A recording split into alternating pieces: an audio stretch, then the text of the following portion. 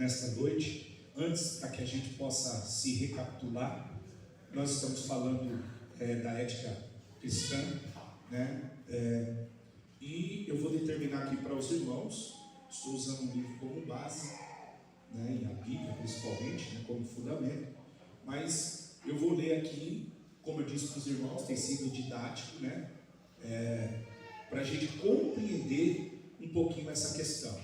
Então, nós falamos do aborto, o que a palavra de Deus ela determina a respeito disso, quando que a vida começa, segundo, tanto nós falamos como a ciência, como também a palavra de Deus, né? Explicamos isso e determinamos o que a igreja e a palavra de Deus ela fala. Então, a gente precisa entender, meus irmãos, que o que é a ética cristã e por que ética cristã. Então, nós temos dois tipos de ética. Primeiro, nós temos a ética secular. O que é a ética secular? Ou ética filosófica. Essa é a ética que se ensina nas faculdades. Então preste atenção, por favor, como que essa ética ela é fundamentada e então as pessoas que se baseiam nela estarão fundamentadas sobre esses princípios. Então preste bem atenção, por favor. Olha lá. A ética secular ou filosófica é a ciência dos costumes ou hábitos.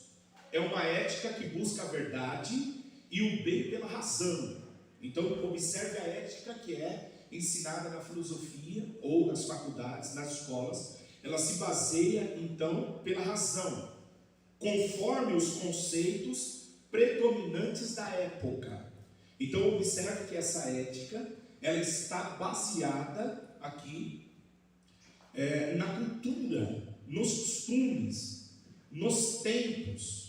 Então, isso é muito importante a gente definir. Dessa forma, ela se refere ao costume ou hábito de beber, aos modos à mesa, às tradições de casamentos e a funerais, às festas religiosas e culturais, à moda e a moral trabalhista, política, civil e econômica. É a ética ensinada nos cursos de filosofia nas grandes universidades. Então, o que vai moldar a política, o casamento, né, costumes da ética secular, então é a razão, certo? Baseado, então, no tempo, no período, no momento, na cultura. Agora, a ética cristã. Por outro lado, a ética cristã não é mera ciência de costumes e hábitos. Olha só. Não buscamos a verdade e o bem, primeiramente, pela razão. Então, a ética cristã, ela já contrapõe a visão ética secular. Ok? Então, a ética cristã não exclui a razão, mas leva cativa a obediência a Cristo. Abra, por favor, 2 Coríntios, capítulo de número 2, 2 aos Coríntios, capítulo de número 10, versículo de número 5. Então preste bem atenção que a ética cristã, ela não é baseada na razão, na cultura, no tempo. Preste bem atenção que ela é fundamentada em algo. E nós, como cristãos, precisamos discernir isso. Segundo aos Coríntios, capítulo de número 10, e o versículo de número 5 diz assim: destruindo os conselhos e toda altivez que levanta contra o conhecimento de Deus. Agora preste atenção. Olha só, levando cativo todo entendimento à obediência a Cristo. Então veja qual vai ser o nosso fundamento. A ética cristã, eu expliquei para os irmãos que ela é cristã, porque tem Cristo. Ela é evangélica, porque tem os seus como evangelho, né? Então é importante entender isso, e ela é teológica, porque ela se preocupa com Deus. Então a ética cristã, ela tem essa essas definições, diretrizes, diferente da ética secular. Então, continuando, em sua essência, olha só, ela é normativa, enquanto a ética secular é mais descritiva. Então, a ética cristã, ela é normativa, guarde isso, normativa, ela não é seletiva como a secular, que vai mudando dependendo de cultura e de tempo. Vai muito além dos costumes, comportamentos ou atitude, pois tem a ver com o bem e o mal revelado nas Escrituras. Então preste atenção, o que vai moldar as nossas decisões como cristão não é a cultura. Veja que hoje nós temos pastores que se posicionam fazendo a leitura da palavra de Deus usando a ética secular. Olha, nós precisamos atualizar a Bíblia. Por quê? Porque ela está fora, né, do tempo contemporâneo. Hoje nós não temos mais escravos. Hoje não é mais desse jeito. Então preste atenção que ética secular é uma coisa, ética cristã é outra. A ética secular, o que vai determinar é a razão, é o tempo. A ética cristã é normativa, é a palavra de Deus que vai guiar. Por isso que nós vamos ter que levar todo o nosso pensamento cativo para quem, irmãos? A Cristo. Veja a diferença. Então, continuando, olha lá. Então, é a palavra de Deus, é nas Sagradas Escrituras. Isso em termos absolutos. Portanto, a ética cristã é um estudo sistemático da moralidade. Tá certo? Moralidade, que significa aqui a qualidade do que é moral. Certo? Então, nós como cristãos, nós precisamos viver de forma moral. A ética cristã vai trazer essa consciência para nós. Por quê? Porque ela é bíblica. Então, o que é moral dentro da ética secular é o que a sociedade lá vai determinar. É o que a cultura e o tempo vai determinar. Agora, para nós, não. Porque para nós o fundamento é a palavra de Deus. Então é importante entender isso. E não o estudo de costumes, ou seja, a igreja, ela não segue a ética secular, que está baseado no costume daquela cultura, no costume daquele povo. Entende? Então preste atenção. Deixa eu tentar explicar uma coisa aqui. Quando nós lemos a palavra de Deus, nós precisamos entender que nós temos a lei de forma moral, nós temos a lei civil e nós temos a lei cerimonial, ok? Então, isso está dentro da palavra de Deus. A lei civil, ela foi determinada para a nação de Israel servir a Deus como, então, uma sociedade. Então Deus deu a lei civil, como deveria ser, montou o exército, como se deveria fazer as coisas. Lei civil foi dada para Israel. Lei cerimonial, como deveria ser o sacrifício, como que tinha que entrar na presença de Deus. E nós temos a lei moral, que é o decálogo. No Novo Testamento, irmãos, nós não temos lei civil, não há para a igreja lei civil, e não há para a igreja a lei cerimonial. Por quê? A lei cerimonial se cumpriu em Cristo. Porém, o decálogo, a lei moral, ela continua. Não que nós vamos obedecer a lei para ser salvo, mas nós que somos salvos temos como ética a lei moral de Deus. Então ela é normativa. Há algo que rege a igreja, há algo que rege os passos dos servos de Deus. Nós não obedecemos o decálogo, os 10 mandamentos, para ser salvo. Porque quando nós lemos os 10 mandamentos, nós vamos ver que vamos encontrar em nós coisas que acabamos falhando. O Tiago diz que se nós errarmos em uma vírgula, nós acabamos condenando os 10 mandamentos. Mas em Cristo, nós somos justificados, porque a lei, o fim da lei é Cristo. Cristo cumpriu toda a exigência, e nele então nós somos justificados, certo? Só que, aí alguém diz, então a lei não é mais para a gente. Então, não, nós não temos que viver hoje como se não estivesse lei, porque nós temos lei.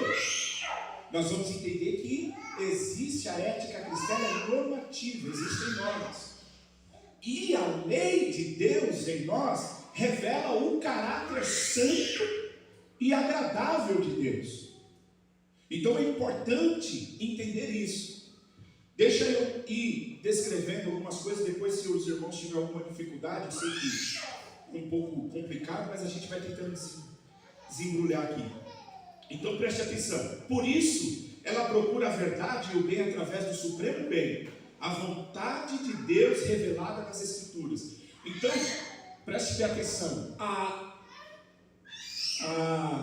decisão que nós tomamos para agradar a Deus, ela não é baseada no costume. Aonde que ela está fundamentada, irmãos? Na palavra de Deus. Veja a importância de nós então conhecermos a palavra de Deus. Então, peraí, o que eu penso sobre o aborto? Eu vou olhar para a sociedade e vou conduzir minha vida baseado no conceito cultural, na filosofia secular? Sim ou não? Aonde que eu vou buscar? Na palavra de Deus. Então eu preciso entender que existe uma regra. Os irmãos entendem isso? Existe uma regra. E essa regra ela está na palavra de Deus. Mas nós não estamos falando de regra para ser salvo. Os irmãos estão entendendo?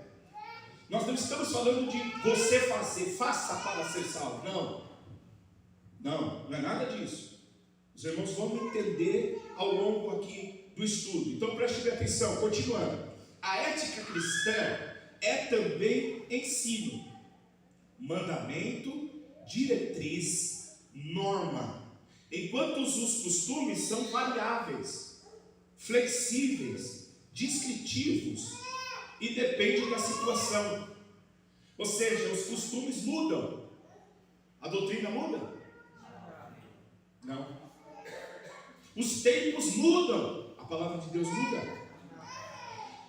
Aquilo que Deus pensava em Gênesis, hoje, por causa da mudança da cultura, no Apocalipse Deus mudou? Não, de forma alguma. Então preste atenção. Então o Deus que abominava o homossexualismo, com a mudança da cultura e do tempo, hoje ele ama o homossexual e o aceita do jeito que é? Não. Mas e dentro da ética secular? Sim ou não? Sim ou não, irmãos? Sim. Por quê? Porque muda conforme o tempo. Porque ela está fundamentada na cultura, no tempo, no momento em que a sociedade vive. Então nós, como pastores, como obreiro, nós precisamos estar fundamentados na palavra de Deus, senão a gente acaba se perdendo, né? Então veja a diferença aqui das duas coisas para a gente entrar no relacionamento. Primeiro, ética secular. Veja a ética secular: ciência de costumes e hábitos. Ética cristã: revelação da vontade divina. A ética cristã está revelada onde, irmão? Ou baseada onde? Na revelação divina.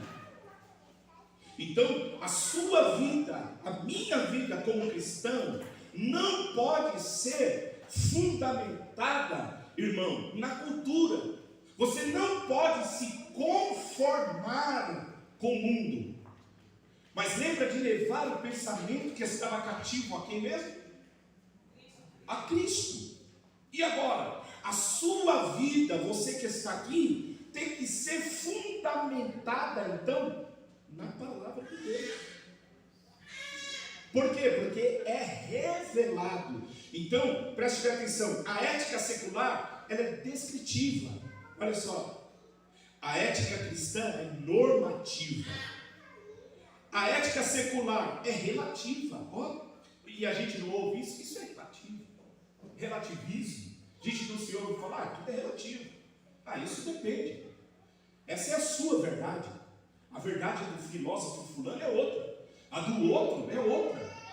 E o que a gente aprende, né? Nós já entendemos lá, falamos do X e do Y. A mulher é X.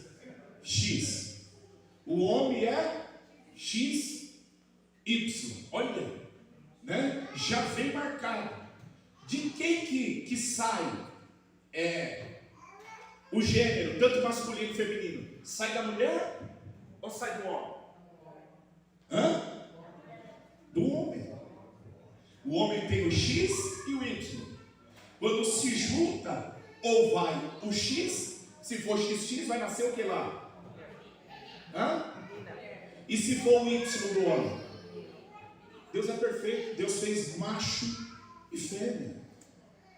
Só que aí, a ética secular vem e inventa mais um, irmão. Não, agora você vai escolher.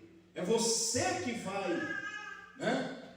Então nós temos que tomar cuidado. Por quê? Porque isso está dentro das escolas, isso está nas faculdades, isso está no trabalho. E essa ética ela está impregnando na vida de muita gente.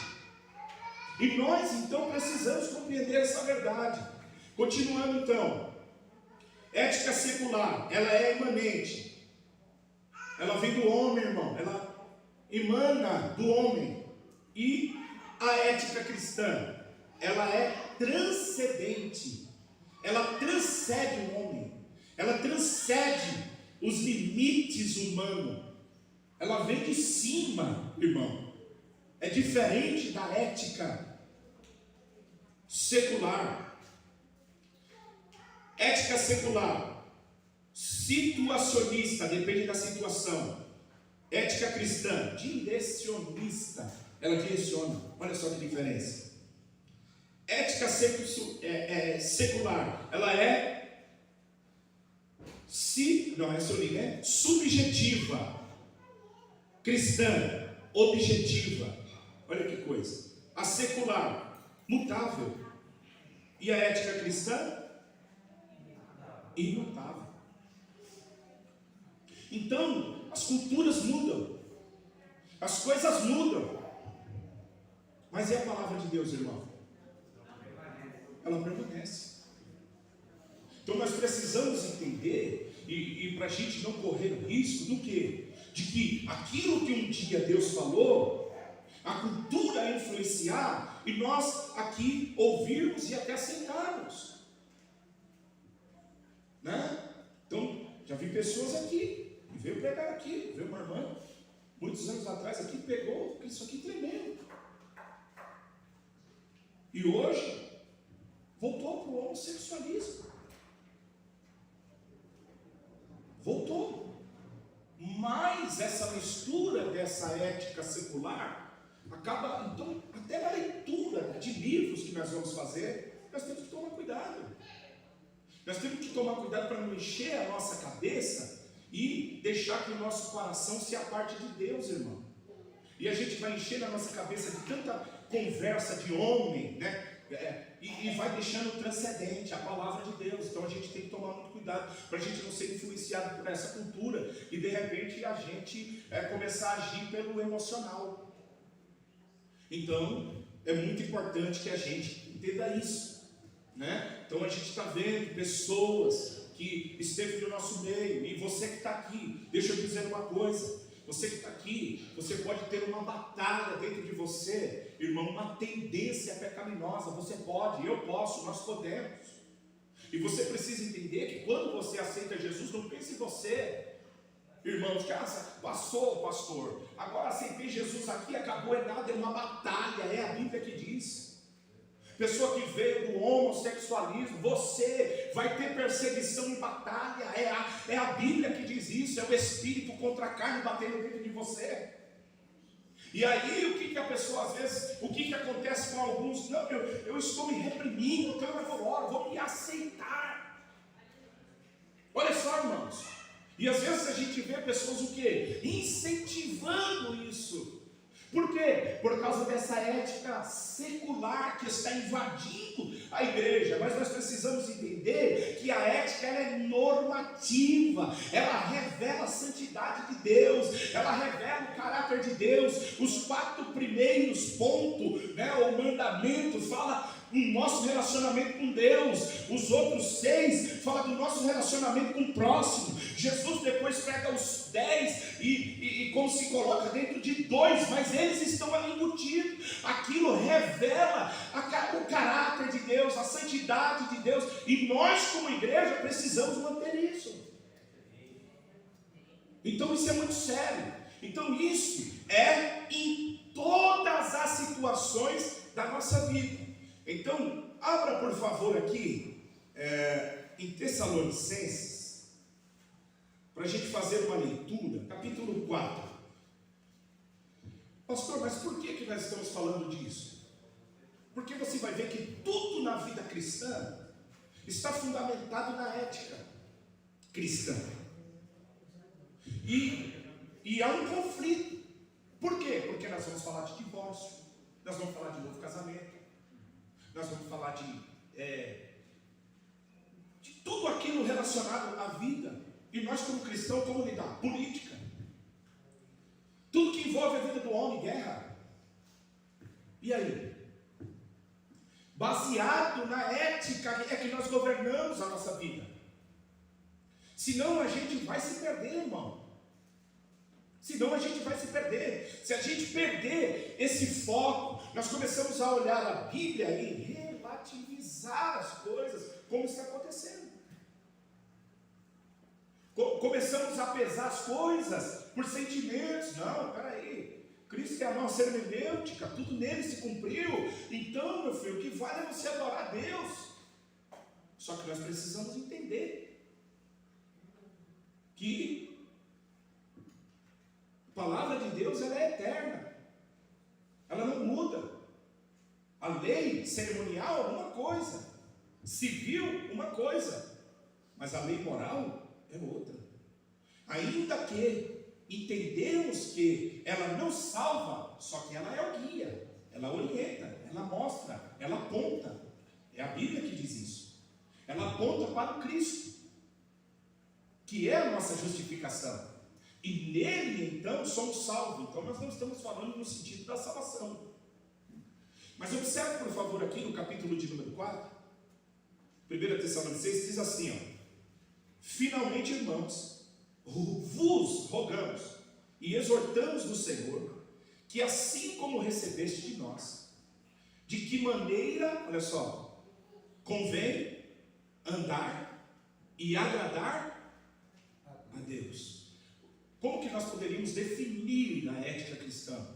A ética cristã seria nós andando de maneira em que agrada a Deus. E como que nós agradamos a Deus, irmão? Pela palavra que foi revelada, que é transcendente, normativa. Olha só, os irmãos entendem isso? É pela palavra. E agora o que nós vamos fazer? Nós vamos aplicar isso, irmão. Nós vamos aplicar isso à nossa vida. A nossa vida no todo. E aí ele diz, para que continueis a progredir cada vez mais. Ou seja, então nós precisamos entender que a ética cristã é ela que vai direcionar os nossos passos. Ela é teológica. porque ela explica a vontade de Deus. Entende? Por isso que eu disse, né? Nós definimos aqui alguns dias atrás, ela é cristã, por causa que tem Cristo como exemplo. Ela é evangélica, que é baseada nos evangelhos. Os irmãos se lembram? Então, falando a respeito disso, nós vamos entrar então em relacionamento. Para quê? Para que a gente entenda e ninguém ache, né, mas isso daí é cultural. Isso daí as coisas mudam. Não, irmão, não, isso não muda. A gente precisa entender. Isso não muda, isso continua. Então hoje nós vamos falar um pouquinho aqui sobre o namoro, sobre o noivado, sobre o casamento, com essa visão. A maneira que nós vamos andar para agradar a Deus. Não dentro da ética secular, mas dentro da ética cristã. Porque às vezes você está dentro da igreja, mas a ética que você está vivendo é o quê? Mundana. O que está guiando a sua vida, a minha vida, o seu ministério, o meu ministério, o nosso espaço, a nossa família, é uma ética secular e não uma ética bíblica.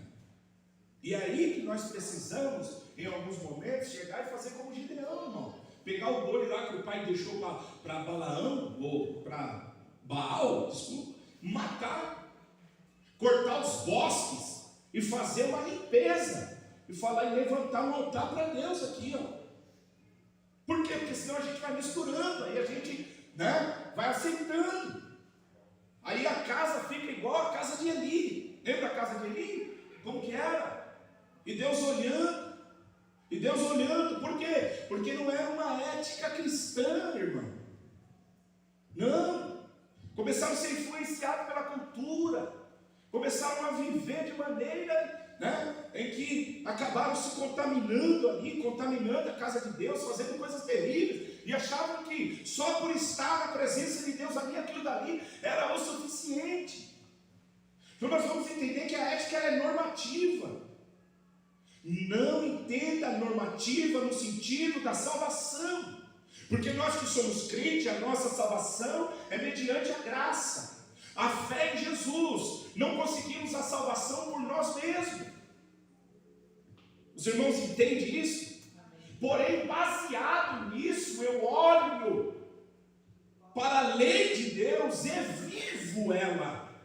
Não para ser salvo. É aquela conversa que a gente fala do dizimista. Você dizima para ter, ou você dizima porque Deus já te deu? Você dizima para ser salvo, ou você dizima porque é salvo? Né? Os irmãos entendem? É uma visão completamente diferente. Faça e viverá, creia e viverá.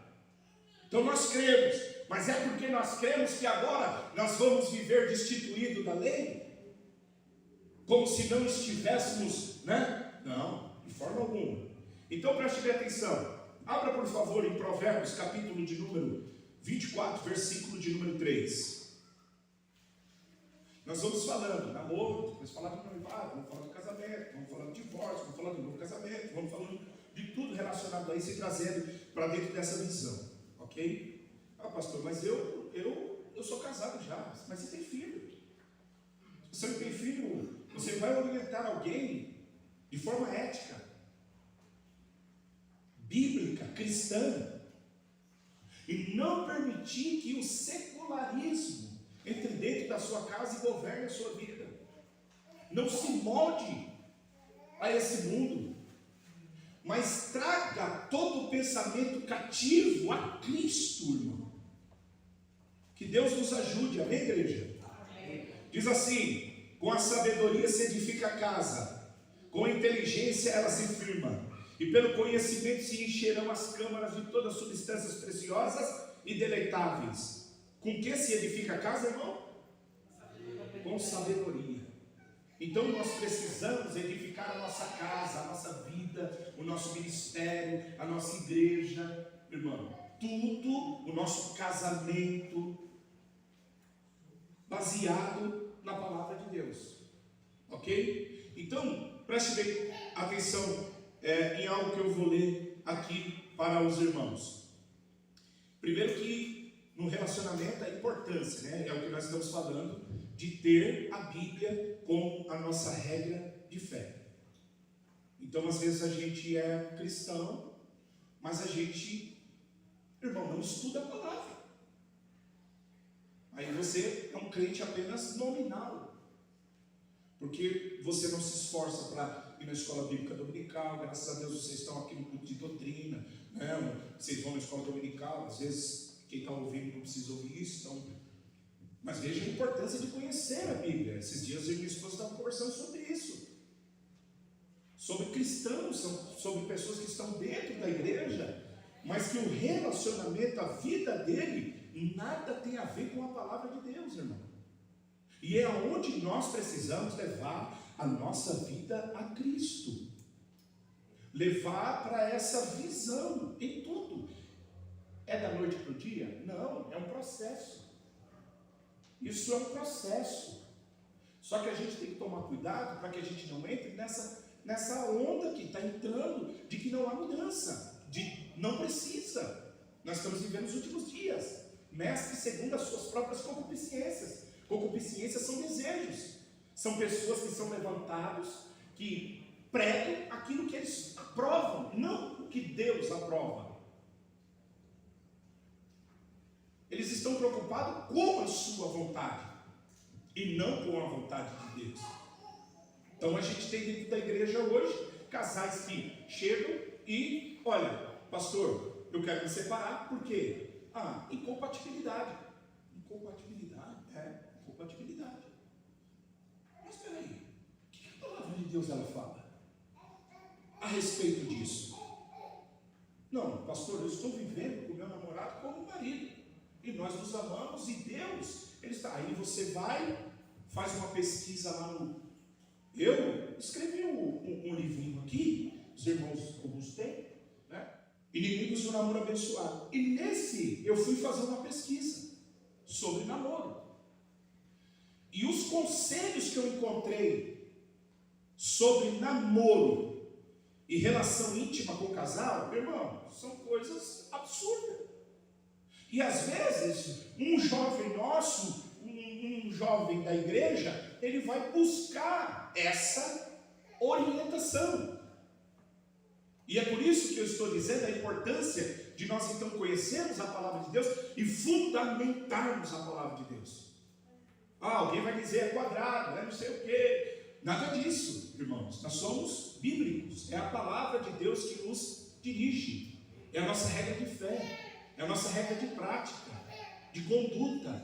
É ela que vai guiar a sua criação dos teus filhos. É ela que vai orientar a sua casa. Às vezes, na casa do outro, a ética lá é qual ética mesmo? Qual? Secular. Mas na sua casa, qual que é a ética? E aí, da ética secular vai entrar dentro da sua casa. Ele vai trazer a secularização para dentro da sua casa? Se você permitir, isso vai acontecer. E isso dentro da igreja.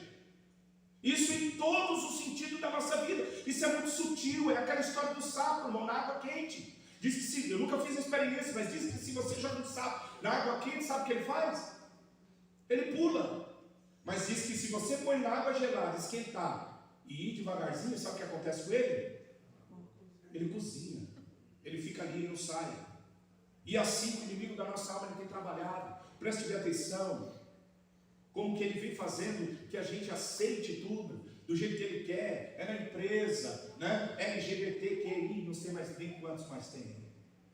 É a propaganda do carro, o que tem a ver? É no shopping. Aí de repente, né, a mãe entra com um filho, olha só, dentro de um banheiro que é para todos. E a gente, é todos, né? Para todos. E a gente vai achando isso normal. Só que a gente não está vendo que essa ética desse mundo, que essa cultura, irmão, está envolvendo a nossa casa, está envolvendo o nosso agir. Daqui a pouco a gente acha que não tem problema. Isso é muito sério. Não, mas aborto não, ela tem direito. O corpo dela, as leis dela. É isso, irmão? Hã? Ah, não, é o corpo dele, ele faz, desenha, desdesenha. Peraí, não vivo mais? Agora? De quem é teu corpo? Templo de quem? Você faz o que você quer nele? Oh, irmão, então peraí, gente. Então peraí. Vamos ajustar algumas coisas, porque senão a gente vai aceitando tudo. Não tem probleminha não. E ainda mais se for para a glória de Deus. É para a glória de Deus. Espera aí, não é assim. Nós precisamos voltar para a palavra.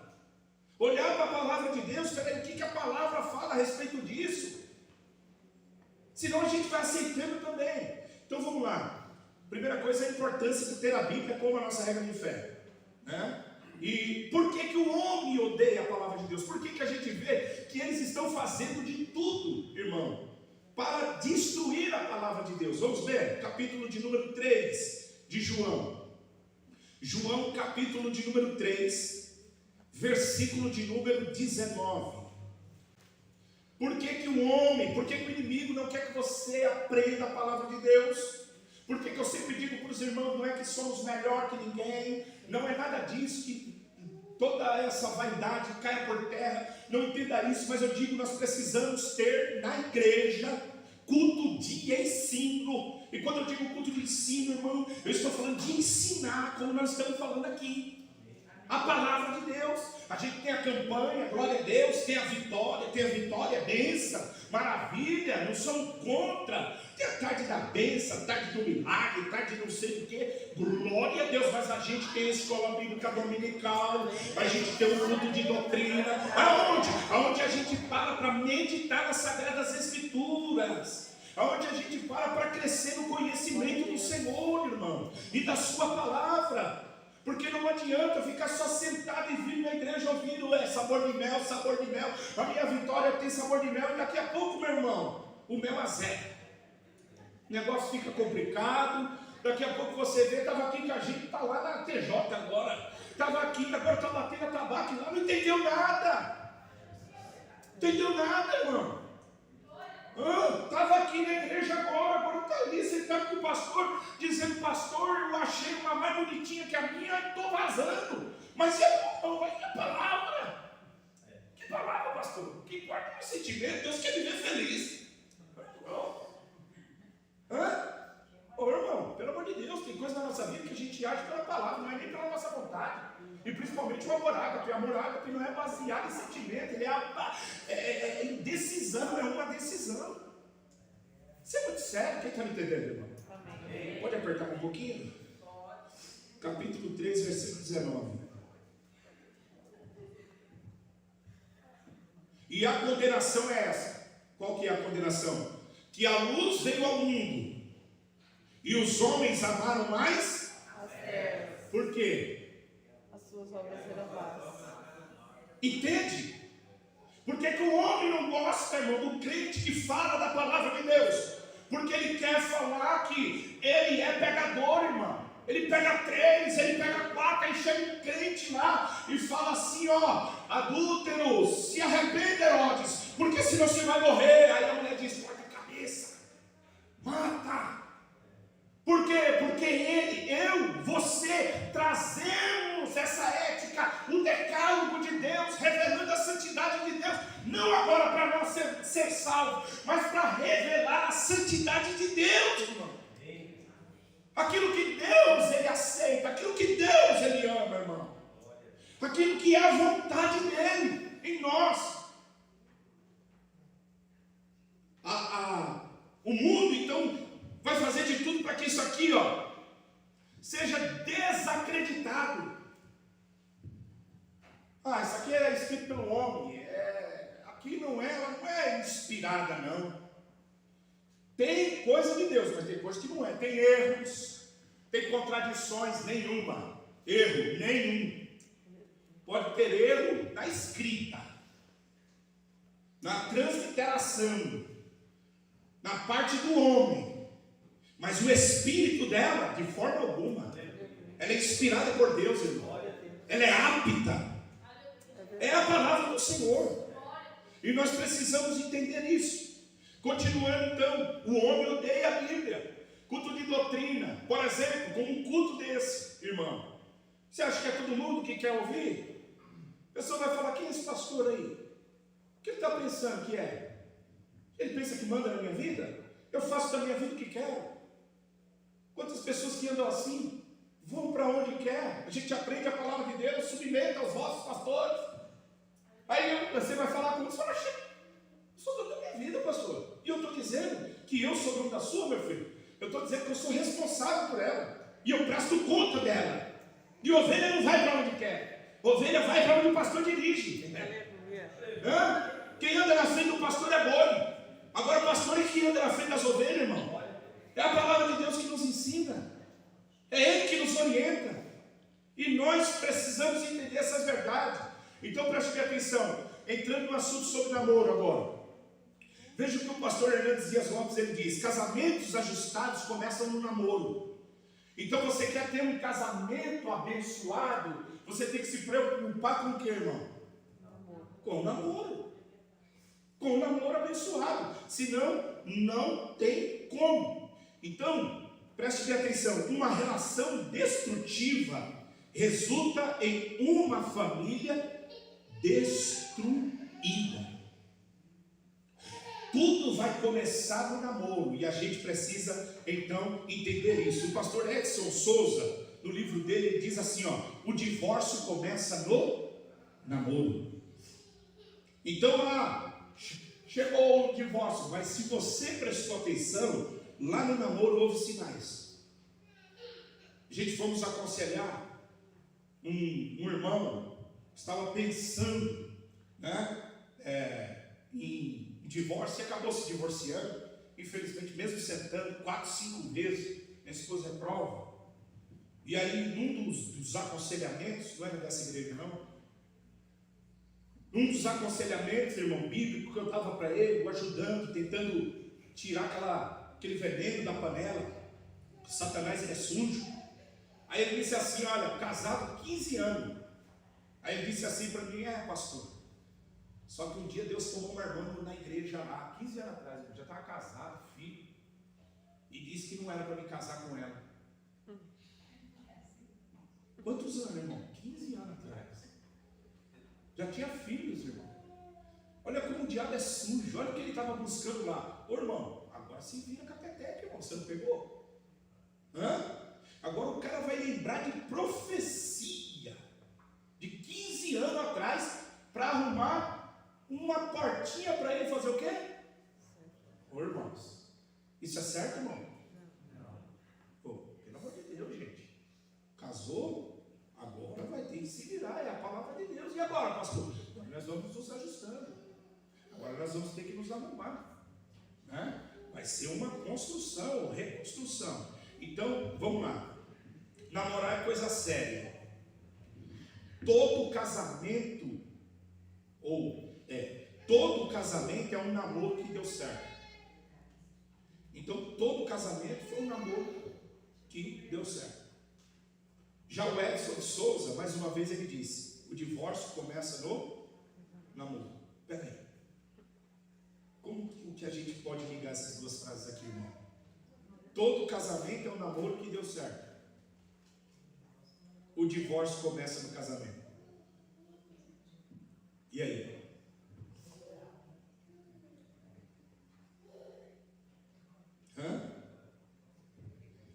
Tanto o fracasso como o sucesso inicia onde? No namoro. Tanto o fracasso como o sucesso inicia-se aonde, irmão?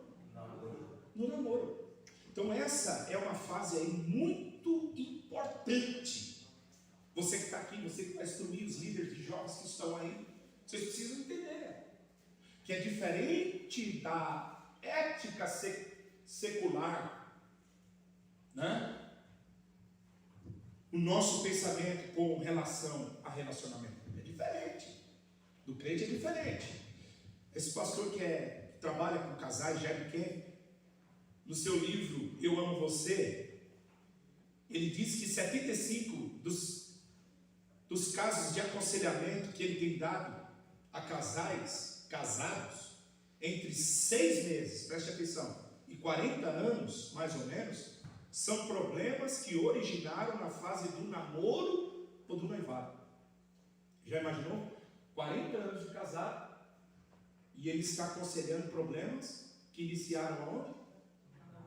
No namoro ou no noivado. Isso é muito sério. Então, sabendo dessa seriedade e que o namoro ele exerce sobre o futuro, nós devemos nos preocupar com a escolha do cônjuge. Então, você que é pai, você que está aqui, assim como eu, principalmente nós, o homem que é o sacerdote, né? Nós precisamos então entender isso aqui, né? Nós precisamos entender isso aqui. Por quê? Porque o homem escolhe pelo que, irmão? Aparência. E a mulher? Exatamente. É pelo que fala e pelo carinho. Entendeu? É por isso que você vê mulheres bonitas com homens estragadinhos, mas que tem uma boa lábia. Entendeu? Isso é uma realidade. Só que o homem vai pela beleza. A primeira coisa que chama atenção no homem é o visual. O homem é visual. E aí o seu filho, sua filha, irmãos, ela precisa de orientação. Por quê? Porque ele vai ser atraído pela beleza, pelo aquilo que atrai ele. A filha, pelo aquilo que a pessoa fala. E é onde nós, como cristãos, e não vivemos na ética secular, temos ética cristã, precisamos aqui entender o quê? Como que a Bíblia ela vai nos mostrar isso. Abra, por favor, Provérbios 13, versículo de número 20. Para a gente iniciar aqui. Provérbios capítulo 13, versículo de número 20. Diz assim: anda com sábio, e será, mas o companheiro do tolo será afligido. Você quer ser sábio? O que você tem que fazer? Ande com sábio. Isso é em tudo. Paulo vai escrever que as más companhias corrompem os bons costumes. Os bons costumes são a ética, e os maus costumes podem ser ética secular. Entende? Então, observe que é muito importante, principalmente na orientação da escolha, você buscar pessoa sábia. Teu pai pode te ajudar. Tua mãe pode te ajudar. Teu pastor pode te ajudar. Não é qualquer pessoa que pode te ajudar, mas pessoas sábias, porque a casa se edifica com sabedoria. Olha só. Então, para edificar, não seja guiado, jovem, você que está aqui pela aparência. Não. Pelo aquilo que você ouve por promessa. Não. Preste atenção em algumas coisas. Walter Bastos diz assim: há 2 decisões de suma importância na vida. Primeiro, receber Jesus como Salvador. Essa é uma das mais importantes. Receber Jesus como Salvador da sua alma. A segunda é escolher com quem você vai se casar. Por quê? Porque dentro da nossa ética cristã, casamento é indissolúvel. A não ser, abre aspas, depois nós vamos falar o que a Bíblia fala dessa possibilidade aí do divórcio. Então, preste bem atenção. Como deve ser a escolha de um namorado, de uma namorada? Será que dentro da Bíblia nós encontramos alguma orientação com relação a isso? Na cultura bíblica, nós não vamos encontrar namoro. Namoro não é uma palavra bíblica, assim como não é a palavra trindade. Você não vai encontrar na Bíblia. E aí? Então o namoro, ele não é bíblico. E agora? Só que dentro da Bíblia nós temos conceitos, princípios que fundamentam, às vezes, essa terminologia, esses nomes que são dados. Então, nos nossos dias aqui, nós temos duas linhas de pensamento relacionada à maneira de se escolher uma pessoa. Então, como que a gente vê? Primeiro, abra aí em 1 Coríntios capítulo 7, versículo de número 39. Como escolher um namorado? Se a gente for naturalmente falando, o homem vai pela beleza. A mulher vai tanto pelo carinho, afeto ou pela palavra. Diz assim: a mulher casada está ligada pela lei todo o tempo em que o seu marido vive. Mas, se falecer o seu marido, fica livre para casar contanto que seja. Então existe uma linha de pensamento relacionado à escolha, que você pode escolher quem você quiser, desde que seja no Senhor. O que é isso?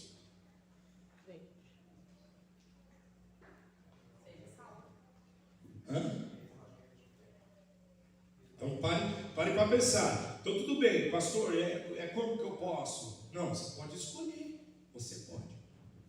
Essa é a linha de pensamento pessoal, né? Você tem que ficar esperando isso, aquilo, né? Como no Antigo Testamento, quando Deus ele queria que a nação de Israel andasse, o que Deus fazia?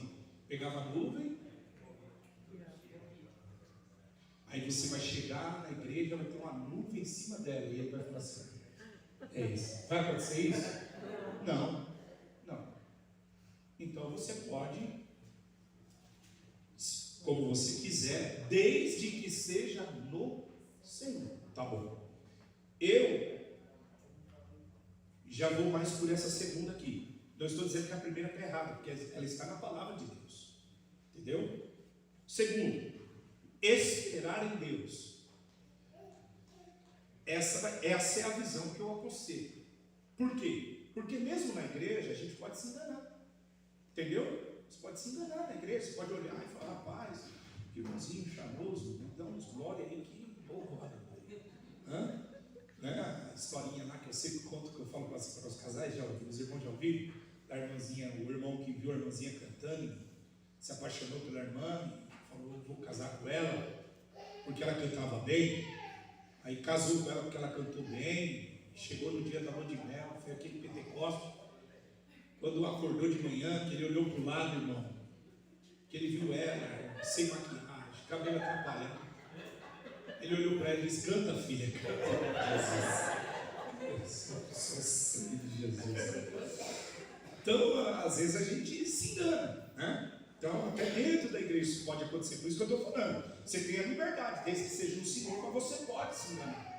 Mas o esperar em Deus, aconselhar. O que é esperar em Deus? Esperar em Deus não quer dizer que a pessoa vai ficar em casa e Deus vai enviar uma pessoa, né, lá na sua casa, bater na porta.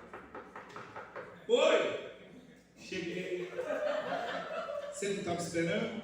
Sou eu. Não é isso, irmão. Não é isso, tá bom? Esperar em Deus não é isso. Esperar em Deus é se preocupar em escolher uma pessoa que esteja dentro da vontade de Deus. Por quê? Porque nós vamos falar, nós que somos cristãos, algumas coisas. Por que casar no Senhor? Depois nós vamos falar do julgo desigual. Mas adiantando um pouquinho aqui, por que nós falamos a respeito de buscar a vontade de Deus? Porque você precisa entender que antes de tudo isso, principalmente você que é cristão, você precisa entender a vontade de Deus para a sua vida. Por quê? Porque pode ser que você, na sua escolha, você escolha uma pessoa que não tem nada a ver com aquilo que Deus tem para a sua vida. Deus tem uma vontade específica, um chamado para você, e Deus não vai. A Bíblia diz que quando Deus preparou a Eva, ela era uma varoa, a Bíblia diz, ideal. Entende? Ou seja, era uma ligação, ia ser uma junção ali. Não seria uma pessoa, um deseja uma coisa, o outro deseja. Não estou falando de gosto. Os irmãos entendem? Estou falando de propósito. Ou seja, há uma frase bem conhecida aí que diz que Deus não une pessoas, Deus une propósito. Ou seja, você precisa entender que a pessoa que vai se unir a você, ela tem que estar, irmão, nessa vocação. Por quê? Porque senão ela pode te tirar dos caminhos do Senhor. Pode esfriar a sua vida e pode destruir o seu ministério. Então uma escolha errada pode acabar com o plano inteiro. Por isso que nós, como pai, temos que ter essa preocupação. Eu vi o livro do pastor Billy Graham, e ele contando da esposa dele, que os pais da esposa de Billy Graham oravam, colocavam as mãos na cabeça dela e profetizava o marido. Nunca imaginou que seria o Billy Graham, que foi considerado um dos maiores pregadores que o mundo já viu, maior ganhador de almas. Ele abençoava, irmão, ele guardava, ele cuidava, ele zelava, ele vigiava. A Bíblia diz que Paulo estava zelando da igreja com o cuidado de Deus, assim como um pai vela pela vida de uma virgem. Ele cuidava desse jeito. Então, você que já tem filho pequeno, você já pode começar a orar hoje. Mas meu filho tem 5 anos, pastor, não tem problema. Já profetizo sobre a vida dele, abençoe. Por quê? Porque Deus nos envia para esse mundo com um projeto, com propósito. Aleluia. Ninguém está aqui sem propósito. Eu já falei para os irmãos que quando nós não abraçamos a missão de Deus, nós entramos numa missão enganosa. Quando você deixa o que Deus tem para você, você abraça aquilo que o diabo coloca como prato. Jesus, quando veio, ele tinha uma missão. O diabo entrou e disse assim, transforma essas pedras em pão. Ele transformou, irmão? Agora eu te pergunto, ele tinha poder para fazer isso? Por que ele não fez? Ele não usou o poder para benefício próprio. Era isso que o diabo queria, sem que ele dependesse de Deus. Qual foi o primeiro milagre de Jesus?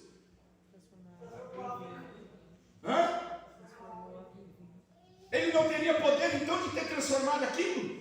Por que ele não transformou? Porque ele tinha uma missão e ele obedecia à ordem do Pai. Todos nós nascemos com um propósito. Todos nós nascemos, irmão, com um objetivo. E nós temos um inimigo que tenta matar desde pequeno, porque ele sabe. E tem muitos relacionamentos que estão matando a vida de pessoas. Porque estão juntando com pessoas que são completamente diferentes. Tem ética diferente, pensamentos diferentes, desejos diferentes, vontade diferente. Então por que nós falamos da importância de você buscar em Deus, primeiro conhecer a vontade dEle para a sua vida? Porque quando Deus preparar uma pessoa, você vai saber, não é esse mesmo. Sabe por quê? Porque caminha junto comigo, nós dois andamos juntos, nós temos um propósito. Ainda que eu cante, ele recolhe oferta. Enquanto eu canto, ele recolhe oferta. Ou enquanto ele recolhe oferta, eu canto. Não interessa, mas nós estamos juntos. Nós estamos no propósito. Nós estamos no objetivo. Mas o inimigo, irmão, ele tem os seus pratos. E é por isso que nós, como pai, precisamos entender. Jovem, você que está aqui, Deus tem uma pessoa específica, certa para você. Mas antes, às vezes, que isso aconteça, vão chegar atravessadores, porque o diabo trabalha desse jeito, para tirar do propósito, para tirar você da estrada, do caminho. Então por que eu digo que é importante você entender a vontade de Deus? Porque você sabendo a vontade de Deus para a sua vida, agora, eu nem sei o que Deus tem para mim. Entendeu? Não, você precisa entender. Vamos ler Gênesis capítulo 2. Eu já estou parando, irmão. Gênesis 2:18. Pelo menos essa parte eu vou terminar só. Gênesis 2:18, vocês vão encontrar? Amém. O que está escrito aí, por favor? Disse o Senhor Deus: não é bom que o homem esteja só. Far-lhe-ei uma colaboradora que lhe seja idônea. Então você que está aqui, se você não nasceu com o dom de celibato, ou seja, tem pessoas que nascem e não têm desejo sexual, assim como nós temos, por exemplo, Jesus, outros que se fizeram pelo reino de Deus. Se você nasceu e você nasceu sem esse desejo, ou se fez, tem pessoa que se faz pelo reino de Deus. Entende? Então nós temos pessoas que se fizeram eunuco pelo reino do Senhor. Então nós vamos ver, por exemplo, Jeremias, João Batista, pessoas que não casaram. Alguns dizem Paulo, outros dizem que Paulo se separou, não dá para a gente firmar, né? Mas ele chega a dizer, era bom que o homem fosse como eu, porque ele vai dizer que não teria, né, outras dificuldades. Pode ter certeza que Deus tem uma pessoa específica para você. Toda panela tem a sua tampa, irmão. Pode ter certeza que Deus tem uma pessoa para você. Não se desespera. Já viu aquela ligação que as pessoas falam do Salmo 40? Que aí o jovem fala, eu estava no Salmo 40. Qual que é o Salmo 40? Aí foi para o 70. Qual que é o 70? Apressa-te. Aí deixou e fez que nem Jesus disse, aquele que vem a mim, de maneira nenhuma lançarei fora. Está amarrado em nome de Jesus. Em nome de Jesus. Espera. Por quê? Porque Deus prepara a pessoa ideal. Isso. A pessoa ideal vai fazer você crescer e vai crescer junto com você. A pessoa ideal vai edificar a sua vida. A bênção do Senhor, o que faz? Enriquece. A bênção de Deus, ela enriquece a sua vida. Continuando. A primeira lição que podemos aprender ou tirar do texto de Gênesis, capítulo de número 24, versículo de número 7. Veja bem aí, por favor. Gênesis, capítulo 24, versículo 7. Os irmãos acharam Gênesis 24, 7? Preste atenção. Diz assim: o Senhor, Deus do céu, que me tomou da casa de meu pai e da terra da minha parentela, e que me falou e que me jurou, dizendo: a tua semente darei esta terra. Ele enviará o seu anjo adiante da sua face, para que tomes uma mulher de lá para o meu filho. O Abraão está falando aqui com o servo dele, o Damasceno Eliezer. E ele não quer que a filha dele case com pessoa da ética secular, mas ele quer que case dentro dos mesmos princípios. Nessa cultura, quem escolhia era o pai, diferente da nossa, mas o princípio espiritual é o mesmo. O que o Abraão ele fez? Ele disse: olha, Eliezer, vai buscar. Aí o Eliezer diz assim: mas como que eu vou saber que é a preparada, a escolhida? Ele disse: Deus vai enviar um anjo na frente. Ou seja, o que o Abraão está fazendo aqui é colocando Deus na frente da escolha.